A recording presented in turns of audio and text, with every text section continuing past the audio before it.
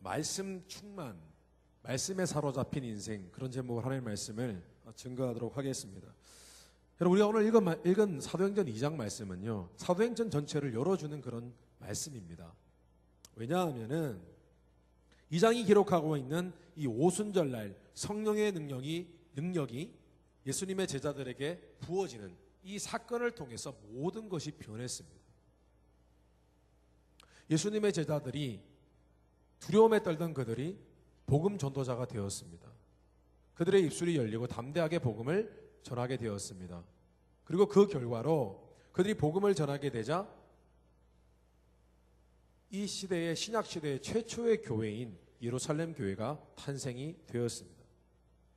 결국 사도행전 말씀은요, 어떤 이야기냐 하면은 성령의 능력을 받은 예수님의 제자들이 복음을 전하는 그런 전도 이야기, 그리고 그들이 세운 교회 이야기, 이 두 가지 이야기가 바로 사도행전에 나오는 모든 말씀의 주된 주제입니다. 그런데 오늘 말씀을 보니까 예수님의 제자들이 오늘 2장 말씀에서 굉장히 흥미로운 말씀이 하나 있습니다. 어떤 것이 흥미로운 부분이냐면은 예수님의 제자들이 120명이나 되는 예수님의 제자들이 기도를 하다가 성령의 능력을 받았습니다. 능력을 받고 난 다음에 어떤 현상이, 어떤 사건이 계속해서 벌어집니다. 근데 그 사건에 일어난 과정들을 살펴보면은 굉장히 재미가 있습니다. 처음에 어떤 일이 벌어졌냐면은 예수님의 제자들이 한 곳에 120명이 모였습니다. 그들이 매일마다 모여서 기도를 하기 시작하였습니다. 기도한 이유는 예수님께서 너희들이 예루살렘을 떠나서 복음을 전하기 전에, 전도하기 전에 너희들이 떠나지 말고 내가 너희들에게 보내줄 그 성령의 능력을 너희가 받을 수 있도록 그 받을 때까지 기도하며 기다리라고 예수님께서 말씀하셨기 때문입니다. 그들이 기도를 하기 시작했습니다. 그런데 어느 날 몇 날이 되지 않아서 그들이 기도하는 가운데 바람과 불로 성령의 능력이 그들의 각자의 머리 위에 임하기 시작합니다. 그들이 능력을 받습니다. 그들의 마음이 하나님이 주시는 그런 성령의 감동으로 충만해졌습니다. 그들 안에 기쁨이 넘쳤고 하나님이 살아계신 것을 그들이 느낄 수 있었습니다. 그때부터 그들의 입술에서 이상한 말이 튀어나오기 시작합니다. 외국말을 하기 시작하는 것입니다. 외국말로 자신들이 모르는 어떤 하나님의 크고 비밀한 내용을 그들이 예언처럼 그렇게 내뱉고 기도하게 된 것입니다. 근데 마침 그때가 어떤 때였냐면은 오순절 때이기 때문에, 오순절은 이스라엘의 종교적인 절기입니다.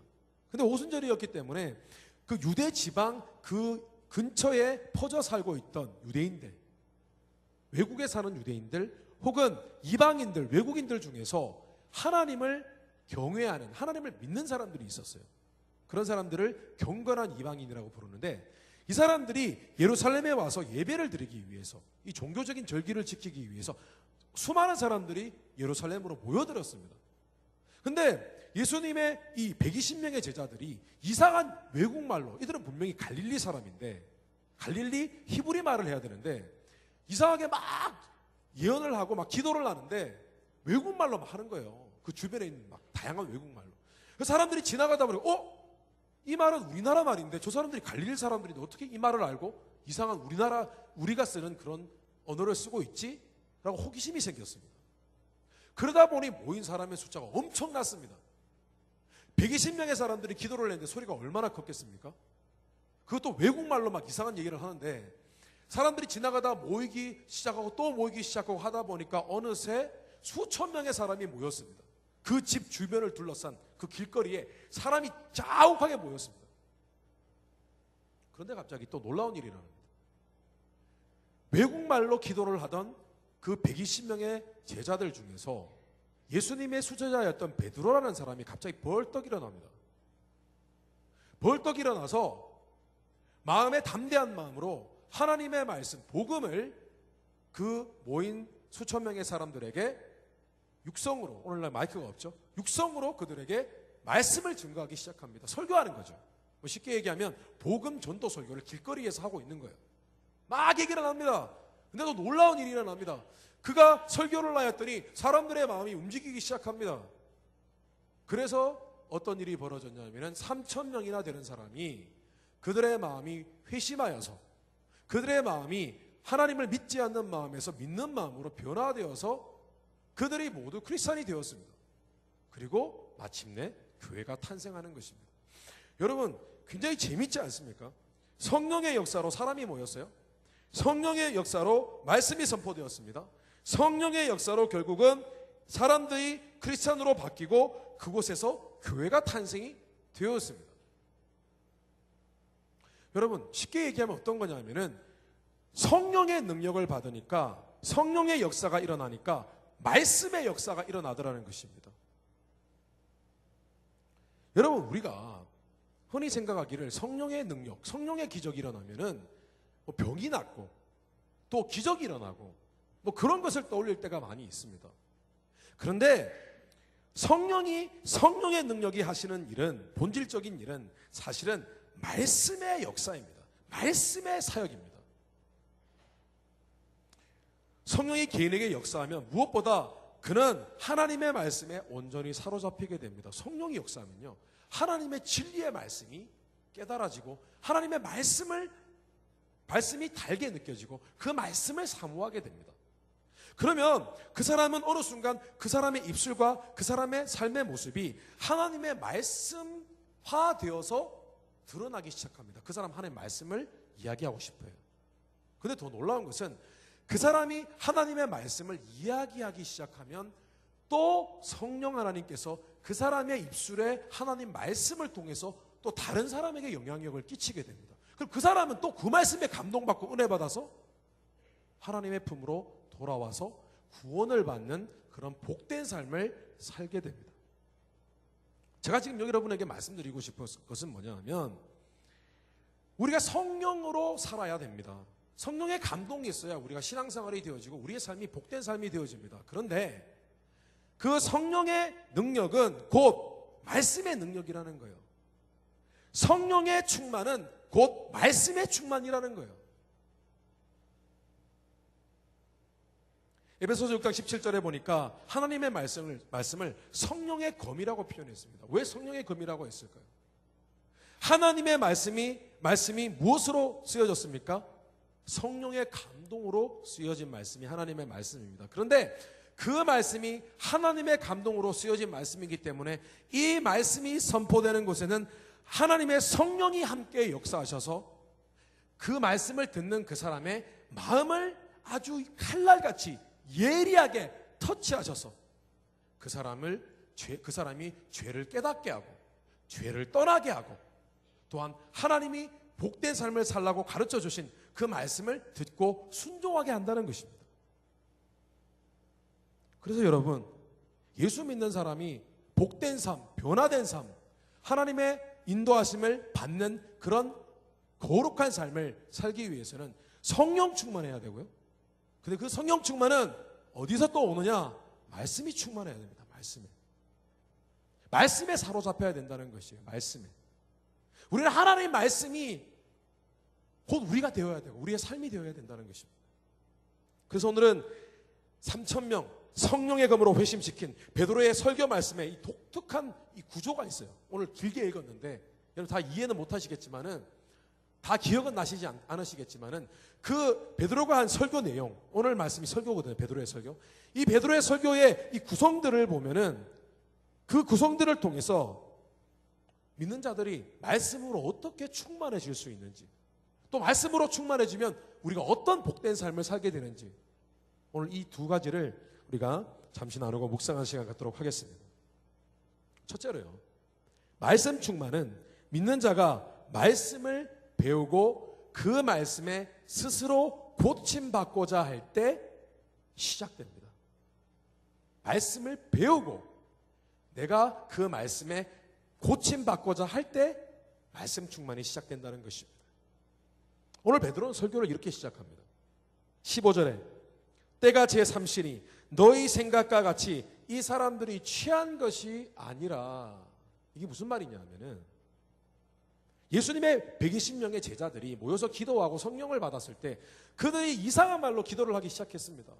어떤 이상한 말, 외국말 막 미친 듯이 기도하고 막 예언하고 막 그랬습니다. 어떤 사람은 신기한 일이야. 저 사람들이 어떻게 외국말을 할 수가 있지? 라고 하지만 120명이 한꺼번에 이상한 외국말로 막 한꺼번에 막 여러 각 나라의 말로 막 기도한다고 이러면 상상을 해보십시오. 얼마나 시끄럽겠습니까? 미친 것 같았어요. 그래서 그 주변에 모였던 신기하게 여겼던 사람들 대부분이 어떻게 생각을 했냐면 이 사람들 술 취했구나. 술에 취해서 낮술 먹었구나. 이렇게 생각한 것입니다. 근데 지금 베드로가 자신의 설교를 이렇게 열고 있습니다. 이렇게 말하고 있습니다. 갈릴레에 사는 유대인인 우리가 지금 다른 나라 말로 이렇게 중얼중얼 기도하는 것은 술 취했기 때문이 아니야. 지금 시간이 지금 3시라고 되어 있는데 3시라고 되어 있는데 그 3시라는 것은 오후 3시를 의미하는 것이 아니라 3시는 바로 아침 9시를 의미합니다. 야, 세상에 아침 9시에 술 마시는 사람이 어딨냐? 이렇게 얘기하는 거예요. 지금 베드로가 무엇을 얘기하고 있냐 하면은 베드로는 하나님이 지금 하시는 이 성령의 역사, 이 일에 대해서 사람들이 오해를 하는 거예요. 그래서 오해를 풀어주고 싶었어요. 오해를. 그래서 베드로가 이렇게 얘기를 시작합니다. 너희들이 지금 보고 있는 이 이상한 현상은 이미 성경, 구약 성경에 기록되어 있는 예언이야. 그래서 베드로가 요엘서 말씀을 읽어줍니다. 구약 성경의 예언자인 요엘이라는 사람이 남긴 예언이 있습니다. 그 예언에 있는 성령의 역사에 대해서 읽어줍니다. 이는 곧 선지자 요엘을 통하여 말씀하신 것이니 일렀으되 하나님이 말씀하시기를 말세에 내가 내 영을 모든 육체에 부어주리니 너희의 자녀들은 예언할 것이요 너희의 젊은이들은 환상을 보고 너희의 늙은이들은 꿈을 꾸리라. 그때에 내가 내 영을 내 남종과 여종들에게 부어주리니 그들이 예언할 것이요 또 내가 위로 하늘에서는 기사를 아래로 땅에서는 징조를 베풀리니 곧 피와 불과 연기로다. 주의 크고 영화로우신 날이 이르기 전에 해가 변하여 어두워지고 달이 변하여 피가 되리라. 베드로의 설교의 시작은요, 주변에 모인 사람들을 이 갖고 있는 잘못된 생각, 잘못된 오해를 풀어주는 것으로 그의 설교 말씀을 시작하였습니다. 여러분, 하나님께서요 우리에게 성경 말씀을 주신 것은요, 이 말씀이 하나님으로부터 내려온 계시지 않습니까?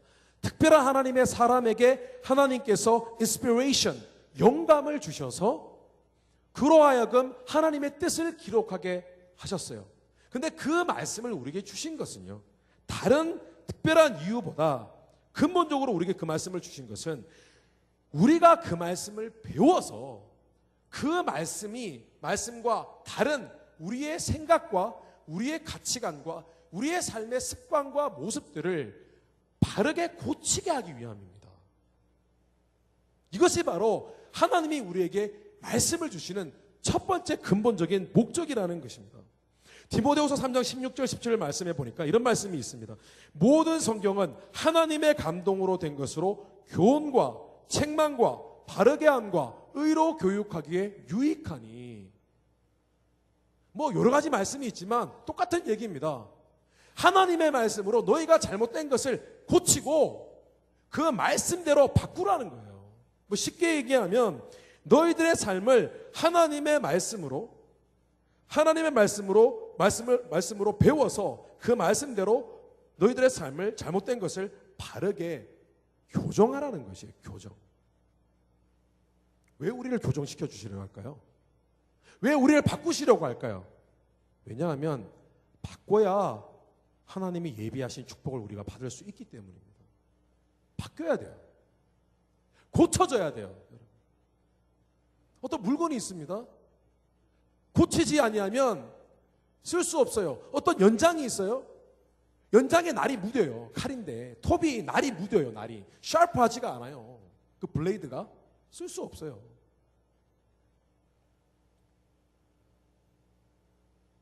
예레미야 25장 5절에 이런 말씀이 있습니다. 그가 이르시기를 너희는 각자의 악한 길과 악행을 버리고 돌아오라. 그리하면 나 여호와가 너희와 너희 조상들에게 영원부터 영원까지 준 그 땅에 살리라. 뭐죠? 우리가 잘못된 생각과 가치를, 습관을 고칠 때에 너희가 하나님의 말씀으로 다시 돌아와서 그렇게 살면 너희가 복 아래에 있게 될 것이다. 그런 의미입니다. 여러분, 교정이라는 말이 있습니다. 교정. 여러분 예를 들어 보겠습니다. 치아 교정. 치아 교정이란 말 아시죠? 치아 교정. 교정이라는 말은 틀어지거나 잘못된 것을 바로 잡아준다는 의미입니다. 잘못된 것을요. 근데 치아 교정이라는 말이 무엇입니까? 잘못 세워진 치아를 다시 정상으로 바로 잡아준다는 의미입니다. 여러분들 중에서 치아 교정 해보신 분들 굉장히 많으신 걸로 압니다. 짧게는 한 6개월, 1년, 길게는 2년, 3년 이렇게 가더라고요. 지금도 치아 교정 하시는 분들이 있으시죠. 근데 치아 교정이 어떻게 시작된 건 줄 아십니까? 여러분 치아 교정이요 굉장히 역사가 길어요. 치아 교정이 원래 거의 기원전으로 거슬러 올라갑니다. BC 1세기 정도로 이렇게 올라갑니다. 2000년이 넘었어요. 굉장히 오래됐습니다. 그때에 셀스스라는 사람이 있었습니다. 근데 이 사람이 최초로 치아 교정을 했답니다. 기록된 역사에 의하면 그렇게 되어 있습니다. 이 사람이 어떤 이제 성장하는 어떤 아이, 10대 어떤 아이가 있는데 보통 사람에게는 이빨이 2번 나지 않습니까? 첫 번째는 아이 때 나는 이빨인데 그 이빨을 유치라고 합니다. 유치가 이제 어느 정도 시간이 지나면 자동으로 빠집니다. 썩어서 빠지기도 여러분 대부분 썩어서 빠지셨죠? 근데 안 썩어도 빠져요. 왜냐하면 그 다음에 진짜 성인 치아가 자라나기 시작합니다. 올라옵니다. 유치를 계속 갖고 있으면 안 돼요. 이빨이 작기 때문에 그럼 되게 보기 흉해요. 근데 제 아는 사람 중에서는 유치가 빠졌는데 이빨이 안 나가지고 100% 다 틀니가 된 그런 제 후배가 한 명 있었습니다. 근데 이 사람이 연구를 한 거예요. 어떤 사람은 이상하게 유치가 이제 뽑히고 나가고 그 자리에 영구치라 그러죠. 영구치아가 이렇게 나기 시작하는데 이 치아가 어떤 사람은 똑바로 나는데 어떤 사람은 옆으로 막 삐뚤게 나는 거예요. 그래서 이 사람이 어떻게 했냐면은 이거 손가락으로 한번 밀어보자.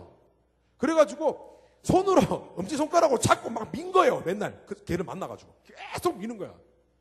그게 최초의 치아 교정입니다. 혹시 옆에 있는 사람 막 붙잡고 네 이빨 삐뚤어졌다고 막 밀고 이러지 마십시오. 예, 더럽습니다. 그리고 난 후에 아주 오랜 세월이 지나고 난 후에 본격적으로 이제 1700년대에 또 어떤 그 사람이 그 최초로 이빨을 교정하기 위하여 금속 제품을 이용해서 입에 부착을 했습니다. 이빨이 교정되었어요. 그리고 또 시간이 지났습니다. 그리고 또 19세기에 팍스라는 사람이, 영국의 팍스라는 사람이 이 이빨을 보니까 이빨만 잘못 난 게 문제가 아니라 이빨이 잘못되니까 이 부정교합이라는 말 들어보셨습니까, 여러분? 부정교합? 위에 이 이빨 전체하고 밑에 이게 안 맞는 거예요, 균형이. 삐뚤어지는 거예요, 이게. 그걸 맞추기 위해서 본격적으로 이빨을 기계를 사용해서 교정하는 것을 교정 기계를 만들기 시작했습니다.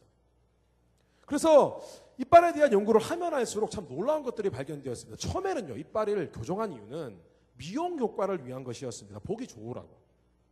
근데 가끔씩 덧니도 예뻐 보일 때가 있어요, 그죠? 덧니도. 근데 재미없습니까? 근데 나중에 시간이 지나면서 이빨을 연구하면 연구할수록 이빨이 이 치아가 바로 서 있을 때에는 척추가 괜찮은데 이빨이 덧니가 많고 이빨의 균형이 깨져 있을 때 척추도 이상해 올 수 있다는 것을 나중에 발견하게 되었습니다. 그 치아를 교정하는 이유는 사실은 전체의 그 사람의 이 균형을 잡아주기 위해서 치아 교정을 사실 하는 거거든요. 여러분 믿지 않는 사람들은 말할 것도 없고 심지어 예수님을 믿고 구원을 받은 우리에게는 아직도 하나님 앞에 교정받아야 할 덧니와 같은 그런 잘못된 생각과 잘못된 가치와 잘못된 삶의 습관이 있다는 것입니다. 근데 하나님이요 이것을 교정해 주기 원하세요. 너희가 그렇게 되어 있으면 너의 삶, 척추와 같은 너의 삶의 균형이 깨트려지고 거기에 내가 너에게 줄 건강의 축복을 건강과 같은 그런 많은 축복들을 너에게 부어줄 수 없다는 것입니다. 그래서 나는 너희를 그 말씀으로 바꿔주기를 원하신다는 거예요.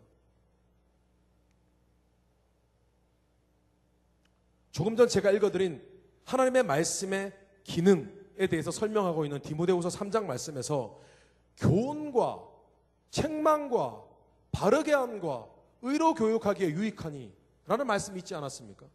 거기서 교훈이라는 단어가요 헬라어 원어로 디다케라는 단어입니다. 디다케. 근데 이 디다케라는 단어가 무슨 의미냐 하면은 teaching, instruction, 가르침이나 혹은 지시사항이라는 그런 의미입니다. 근데 초대교회 때부터요, 이 디다케라는 이 단어는 굉장히 중요한 의미로 자주 사용이 되었습니다. 어떤 의미로 사용되냐면은 초대교회 때 영적인 지도자들이 많은 성도들에게 뭐라고 얘기했냐면은 여러분들은 디다케에 바로 서야 합니다. 하나님은 우리에게 많은 가르침을 주셨습니다. 디다케, 하나님의 이 가르침 앞에 여러분의 삶을 바꾸십시오. 변화시키십시오. 그렇게 자주 설교를 하곤 했습니다. 실제로 여러분 4세기까지 실제로 책 이름이 디다케라는 책이 있었다고 합니다. 이 책에는 하나님을 믿는 하나님의 자녀들이 어떻게 살아야 되고 어떻게 생각해야 되고 어떻게 인생을 어떤 목적으로 살아가야 하는지를 자세히 적어놓은 그런 책이었습니다. 가르치는 책이에요. 근데 이 책이 4세기까지는 우리가 오늘날 갖고 있는 이 성경책, 이 정경, 이 성경 말씀만큼이나 중요하게 다루어졌다고 합니다. 근데 어느 순간부터 이 책이 없어졌어요. 여러분, 하나님의 말씀의 디다케 앞에 여러분 자신의 생각과 삶의 모습을 겸손히 내려놓으십시오. 여러분 기억하십시오. 우리는 하나님 말씀의 디다케 앞에 우리의 삶을 내려놓고 우리의 삶을 교정하기 위하여 이 자리에 있는 거예요. 여러분은 지금 설교 말씀을 그냥 들으러 왔습니까? 아니요. 말씀의 디다케 앞에 여러분의 삶을 끄집어 놓고 바꿀 목적으로 이 자리에 서 있어야 되는 것입니다.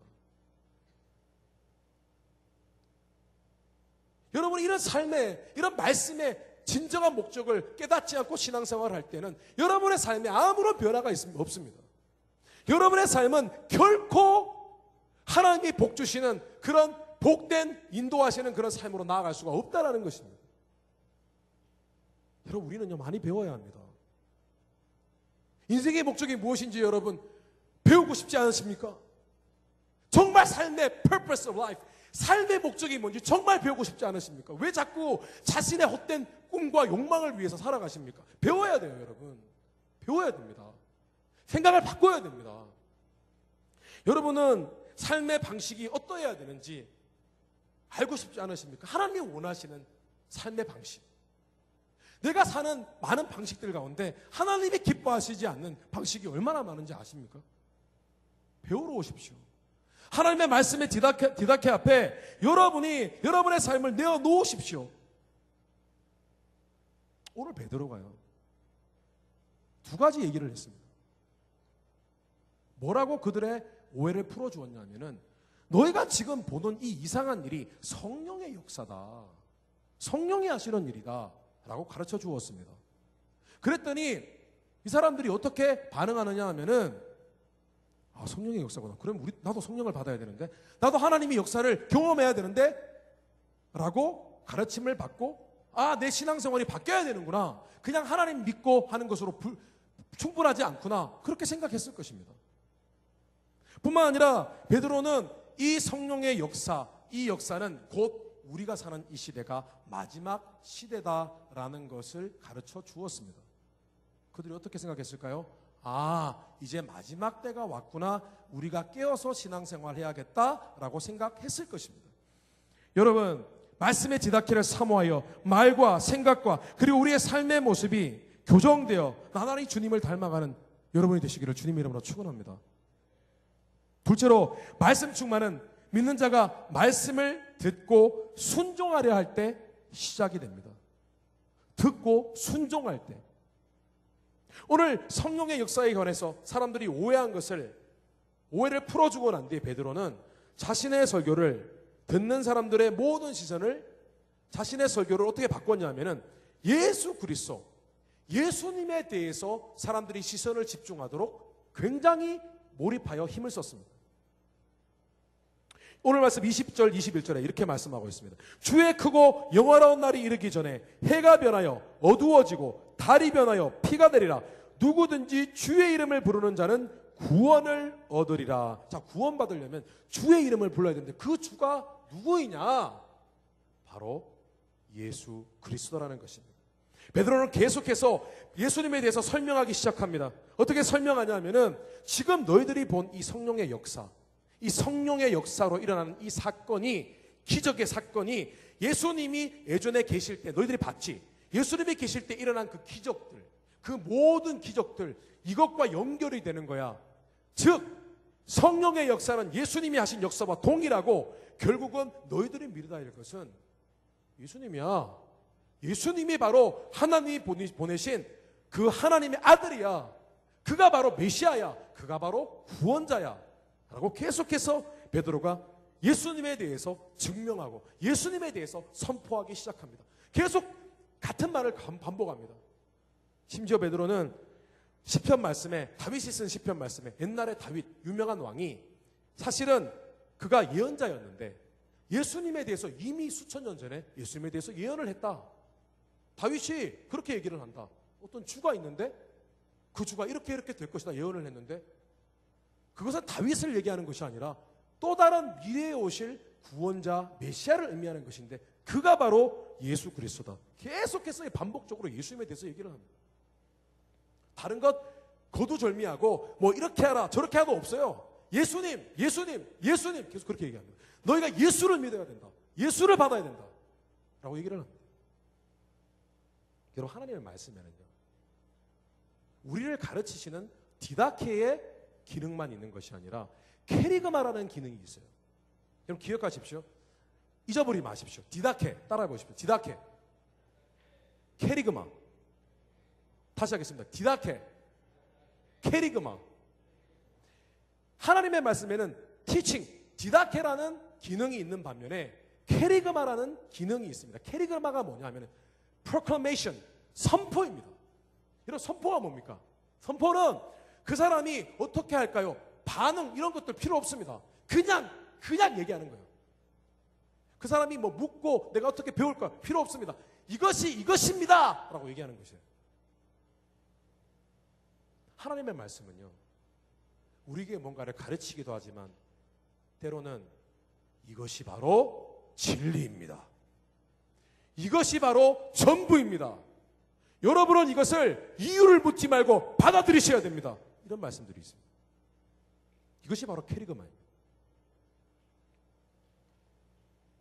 오늘 말씀에 마치 베드로가 예수 그리스도가 바로 하나님이 보내주신 우리의 주이시며 하나님의 기름 부으신 구원자이니 우리는 그를 믿고 따라야 됩니다. 선포입니다. 캐리그마입니다. 여러분, 많은 타종교인들이요, 기독교를 배타적이라고 얘기를 합니다. 그런데 그들이 기독교가 배타적이라고 얘기하는 것은 그들이 믿고 있는 종교가 거짓이라는 것을 증명하는 것입니다. 여러분, 진리라는 것은요, 디다케, 가르치는 것이 아니에요. 진리는 변하지 않는 것이고 진리는 생명을 가져다 주는 것이기에 진리는 절대로 변하지 않고 진리는 설명이 필요 없어요. 진리는 그것이 진리가 바로 그 자체가 진리인 것을 증명하는 것이 됩니다. 무슨 말인지 이해가 안 되시죠? 예를 들어서 여러분, 예수 그리스도가 진리입니다. 구원입니다. 설명이 필요 없습니다. 예수 그리스도가 진리입니다라는 그 자체가 이미 예수님이 진리라는 것을 설명하고 있다고요. 설명이 다시 필요가 없어요. 예수 믿어야 됩니다. 믿는 거예요. 여러분, 하나님의 말씀은요, 우리에게 때로는 선포하십니다. 캐리그마로 주세요. 거기에 이유를 따져 물을 것이 없이 그냥 거기에 순종을 요구하는 것이 있어요. 하나님의 말씀은요, 우리에게 뭔가를 요구하십니다. 캐리그마로 우리에게 다가오셔서. 그래서 우리가 해야 될 것은 하나밖에 없습니다. 그 캐리그마적인 말씀에 우리가 순종을 하는 것입니다. 여러분, 성경 말씀에 보면 재밌는 얘기가 있습니다. 한 번은 굉장히 부자 청년이, 하나님을 잘 믿는 부자 청년이 예수님께 찾아왔습니다. 그리고 물었습니다. 그는 디다케를 배우고 싶어 했습니다. 예수님께 물었습니다. 천국에 가서 영생을, 영원한 eternal life, 영원한 생명을 얻으려면 내가 어떻게 해야 합니까? 물었습니다. 그게 뭘 물은 거죠? 디다케를 문 것입니다. 하나님의 말씀의 가르침을 받고 싶습니다. 그 말씀의 가르침을 어떻게 받아야 내가 천국 갑니까? 물었어요. 근데 예수님이 요구하시는 것은 뭔 줄 아세요? 그래, 네가 이렇게 하면 저렇게 하면 천국 간다. 가르쳐주지 않았어요. 처음에는 그렇게 물었어요.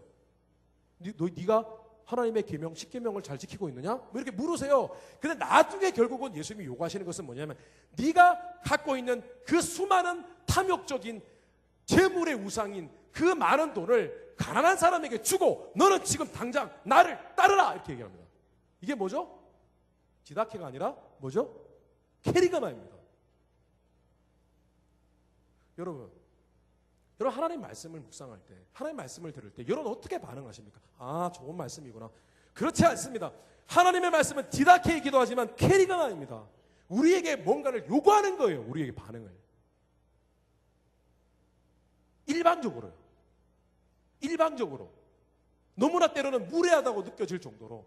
지금 제가 하는 표현이 그렇지 않습니까? 이것입니다 라고 얘기하고 있잖아요. 그때 하나님의 말씀이 우리에게 요구하시는 것은 순종입니다. 그것이 하나님의 말씀을 받는 비결입니다. 지난 금요일에요. 특별 금요 예배를 드렸습니다. 우리 철야 예배 드리기 전에, 철야 기도회를 하기 전에 우리 1부, 2부 하잖아요. 1부 때 금요 예배 드리고 또 간식을 먹고 철야 예배를 드립니다. 철야 기도회를 하는데 1부 때에 북한에서 북한과학기술대학교에서 영어를 가르치는 변한나 교수님이라는 분, 선교사님을 우리가 초청을 해가지고 우리가 그분으로부터 간증과 말씀을 들었습니다. 그분은 지금 45세십니다. 싱글이에요. 선교를 하세요. 북한에서 그 삭막한 곳에 선교를 하십니다. 그런데 이분이 마지막에 하신 말씀이 제게 굉장히 큰 어떤 깨달음을 주었습니다. 뭐냐면은 이분이 예전에 한참 20대 때, 대학교 때 한참 교회 다니면서 선교를 했다고 합니다. 선교를 하는데 그때 자기 주변에 있던 많은 교회 같이 다니는 친구들이 있었다고 합니다. 모두가 선교를 같이 가가지고 하나님 저를 사용해 주십시오. 하나님 저도 나중에 하나님께 쓰임받고 싶습니다. 저를 사용해 주세요. 이왕 예수 믿은 거 하나님께 쓰임받는 인생 살고 싶습니다. 거기 있던 대부분의 친구들이 다 선교사 되고 싶어 하면서 그렇게 하나님 앞에 그렇게 부르짖으며 기도했다는 겁니다.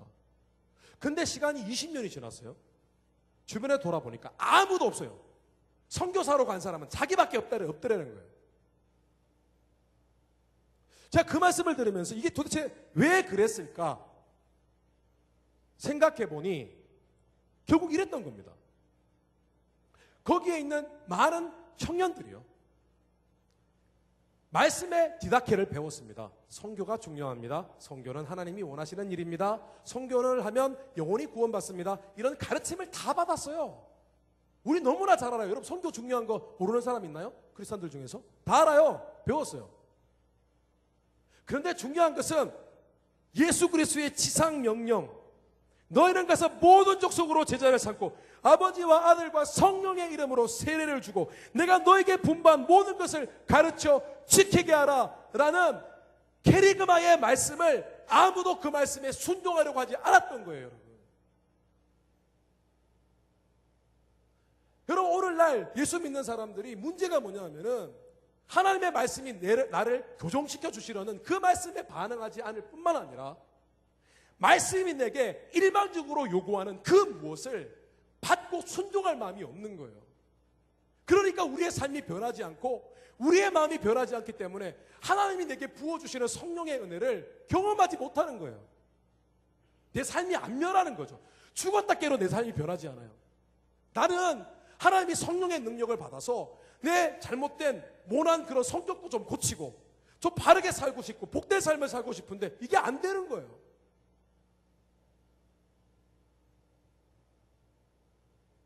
여러분 하나님의 케리그마의 말씀이 선포될 때 여러분 그 앞에 여러분의 자신을 내어놓고 그 말씀에 한번 눈물을 흘리며 순종해 보십시오.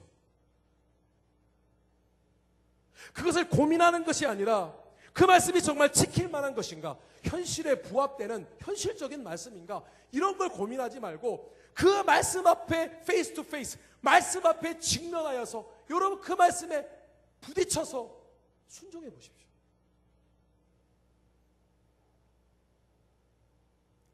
마지막으로 말씀 충만은 믿는 자가 겸손히 그 말씀 앞에 무엇인가를 물으려 할 때, 그 말씀에 물으려 할 때, 그때 시작이 되는 것입니다.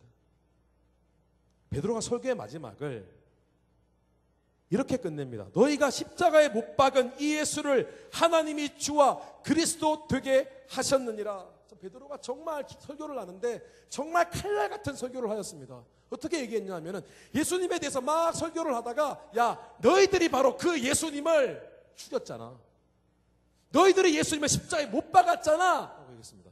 정말 설교가 정말 그는 촌철살인입니다. 한 방에 그냥 끝내버렸습니다. 이 예수님, 성령의 역사를 동일하게 행하신 그 예수님을 너희들이 십자가에 못 박았잖아. 딱 던지니까 어떤 일이 벌어지냐면은 그 자리에 모인 수천 명의 사람들이 일제히 이구동성으로 전부 다 다른 입술인데 다른 생각 갖고 있었는데 똑같은 말로 이렇게 질문을 합니다. 베드로의 설교 말씀에 우리가 어찌할꼬? 우리가 어떻게 할꼬? 이 사람들이 왜 갑자기 베드로의 설교 말씀을 듣고 우리가 왜 어떻게 하지? 이렇게 질문을 했을까요? 그들이 바로 베드로의 설교 말씀, 디다케와 케리그마의 이 말씀을 들었을 때에 그 말씀이 단순히 그냥 사람이 가르치는 교훈이나 사람이 말하는 그런 웅변이 아니라 이 말씀 속에 있는 하나님을 보았기 때문이에요, 여러분. 하나님을요. 하나님의 권위를 느꼈기 때문에, 와, 이게 진짜 하나님이 하신 말씀인데?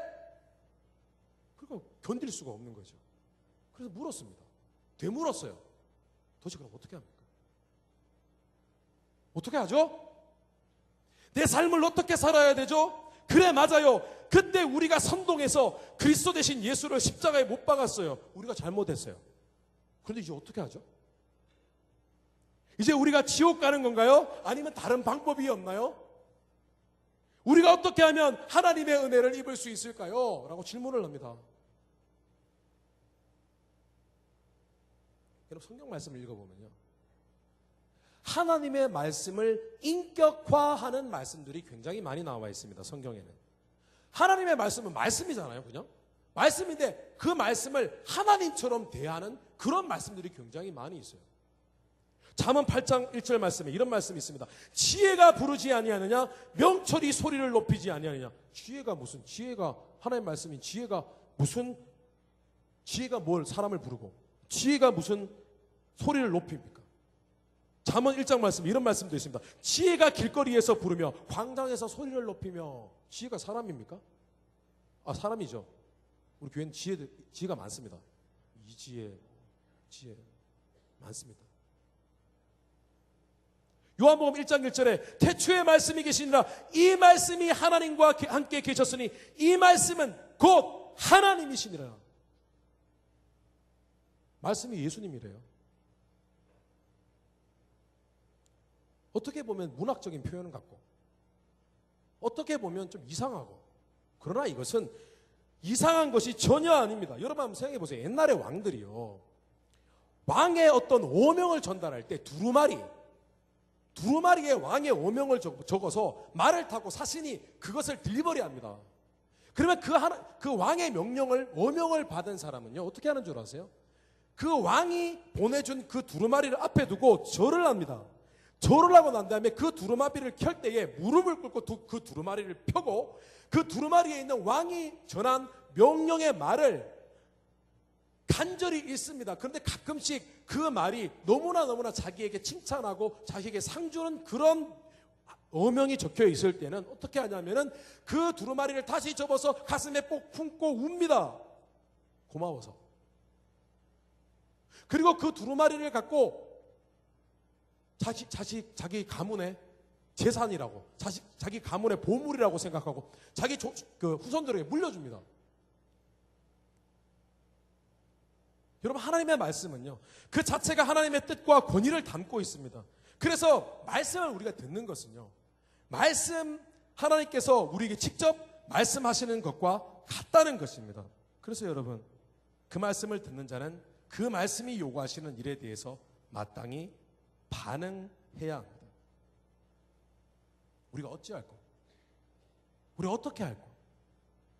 하나님, 도대체 그럼 제가 어떻게 해야 합니까? 여러분, 하나님 말씀 들었을 때, 여러분이 설교를 들었을 때에 여러분은 하나님, 그러면 제가 어떻게 해야 됩니까? 라고 마음속으로 그 듣는 말씀에 여러분 질문해 보셨습니까? 아니요. 여러분 질문해 보아야 됩니다. 왜냐? 하나님의 말씀은 곧 하나님이십니다. 하나님이 우리에게 말씀하고 있는 거예요, 지금. 거기에 우리가 질문해야 됩니다. 반응해야 하는 것입니다. 며칠 전에 생명의 말씀으로 큐티를 하고 있었습니다. 새벽 기도회를 마치고 큐티를 했는데 제 마음에 뭔가 풀리지 않은 어떤 답답함이 있었습니다. 어떤 일이 있었어요. 답답해 죽겠어요. 이걸 어떻게 내가 넘어가야 될지 마음이 막 기쁘지가 않아요. 슬프고 막 괴롭고 짜증나고 막 그랬습니다. 참 보통 제가 새벽에 와서 기도를 하면은 하나님께서 위로해 주시고 또 그것을 해결할 수 있는 그런 지혜를 주시는데 그날따라 기도를 아무리 해도 마음에 아무런 감동도 없고 기분도 안 좋고 그런 것입니다. 큐티 말씀을 보았습니다. 어떤 말씀을 통해서 내가 위로를 받으려고 큐티 말씀을 계속 읽는데 그날 읽어야 되는 그 말씀 아무리 읽어도 내가 지금 당한 형실과 이 말씀이 전혀 매치가 안 되는 거예요. 관계없는 말씀이에요. 이거 말도 안 되는 얘기고 나하고 아무 상관없는 얘기예요. 꼭 그럴 때 있죠. 큐티 하면은 내가 읽은 말씀이 내 삶과 아무 관계가 없어요. 그렇죠? 그 제가 물었습니다. 하나님, 도대체 기도로도 내게 말씀해 주시지 않고 말씀으로도 내게 말씀해 주시지 않고 그럼 날 어떻게 합니까? 지금 마음 기분 나쁘고 막 짜증 나는데 어떡합니까? 걱정도 되고요. 물었습니다. 하나님, 가르쳐 주세요. 깨닫게 해 주세요. 하나님의 말씀이 직접 제게 말씀해 주세요. 물었습니다. 그 말씀. 근데 그 순간 놀라운 일이 있었습니다. 분명히 그 말씀은 내 삶과 아무 관계가 없는 말씀이었는데 갑자기 내가 생각지도 않았던 말씀이 다르게 해석이 되면서 그 말씀이 내 삶과 똑같이 적용되는 거예요. 그리고 그 말씀을 통해서 성령 하나님이 내게 네가 이렇게 지금 이렇게 하고 네가 지금 생각이 이렇게 잘못되었기 때문에 이렇게 되어야 된다는 것을 제게 깨닫게 해주셨어요. 그런데 놀라운 것은요, 제 안에 그 전날부터 계속 가득 차 있던 근심과 걱정이, 이 불안함이 사라져버려요.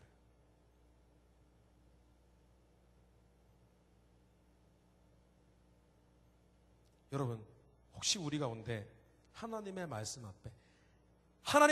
앞에 질문하기는커녕 나는 그 말씀 앞에 조금도 반응할 마음이 없다라고 생각하는 사람들이 혹시 우리 가운데 있지 않습니까? 여러분, 그런 태도로는 하나님을 만날 수 없습니다.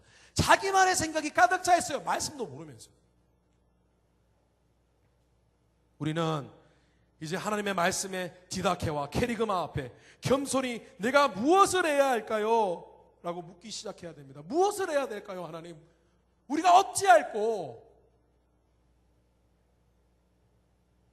오늘 베드로가요, 그렇게 질문하는 사람들 앞에 대답해 줍니다. 성령의 감동을 받아서 대답해 줍니다. 뭐라고 대답하느냐 하면 이렇게 대답합니다. 너희가 회개하여 각각 예수 그리스도의 이름으로 세례를 받고 죄사함을 받으라. 그리하면 성령의 선물을 받으리라 라고 하였습니다.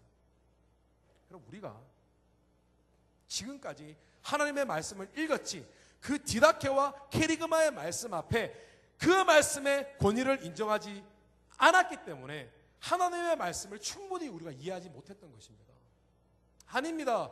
우리 하나님의 말씀을 받을 때 만약에 우리가 그 말씀 앞에 우리가 질문하기 시작하면 여러분, 그때에 오늘 베드로가 대답해 준 것처럼 하나님이 우리에게 삶의 해답을 주신다는 것입니다. 믿으십니까? 그럼 하나님의 말씀으로 해답을 받으세요. 말씀을 정리하겠습니다. 하나님의 말씀의 권위를 인정해 드리십시오. 말씀의 디다케와 케리그마에 온전히 사로잡혀서 그 말씀에 온전히 사로잡힌 그런 삶을 사셔서 여러분의 삶에 하나님의 예비하신 복을 충만히 누리게 되시기를 주님의 이름으로 축원합니다. 다시 기도하겠습니다.